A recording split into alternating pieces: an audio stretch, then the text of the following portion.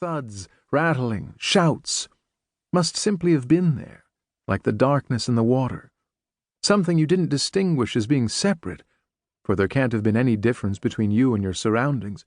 You were just something that was growing, stretching itself out. You were the darkness. You were the water. You were the bumping when your mother walked down a staircase. You were the warmth. You were the sleep. You were the tiny difference that appeared when you woke up. One day you will get to see the photographs from your brother's first day at school. One is hanging on the wall in the dining room. The three of them are standing there smiling, each in their own typical way, with the garden green and glimmering in the light of the morning sun as a backdrop in their new school clothes beneath a blue late summer sky. This sounds idyllic and joyful, and so it was. Both the time spent at the beach on Faru and the first day of school were good times.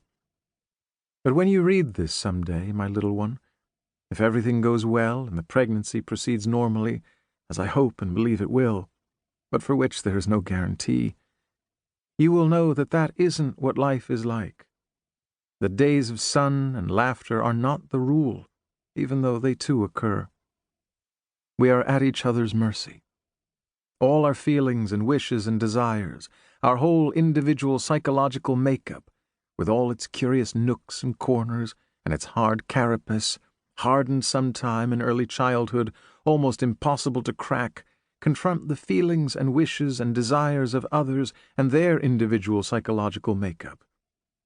Even though our bodies are simple and flexible, capable of drinking tea out of the finest and most delicate china, and our manners are good, so that we usually know what is demanded of us in various situations, our souls are like dinosaurs, huge as houses, moving slowly and cumbersomely. But if they get frightened or angry, they are deadly.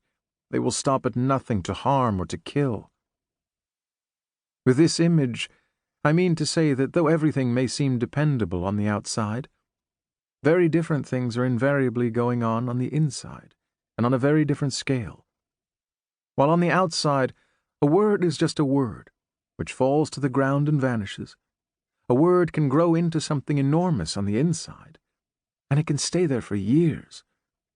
And while an event on the outside is just something that happened, often innocuous and soon over and done with, on the inside, it can become all-important and generate fear, which inhibits, or create bitterness, which inhibits, or on the contrary give rise to overconfidence, which doesn't inhibit, but may lead to a fall that does.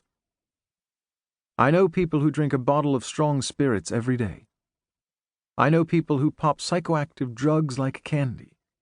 I know people who have tried to take their own lives. One attempted to hang himself in the attic but was found. Another took an overdose in bed and was found and taken to hospital in an ambulance. I know people who have spent long periods of time in psychiatric hospitals. I know people who have been schizophrenic, who have been manic-depressive, who have had psychoses, and who are totally unable to cope with life. I know people who are bitter, and who blame their stagnation or their decline on others, often on account of things that happened 10 or 20 or 30 years ago. I know people who abuse their loved ones. And I know people who put up with everything because they expect no more of life. All this hardening and misery, all this suffering and loss of meaning is also a part of life, and it exists everywhere. But it isn't as easy to see. Not just because it originates within, but also because most people try to hide it, and because it is so painful to admit. Life was supposed to be full of light. Life was supposed to be easy. Life was supposed to be laughing children running along a beach by the water's edge, who stand smiling into a camera on the first day of school, brimming with expectation and excitement.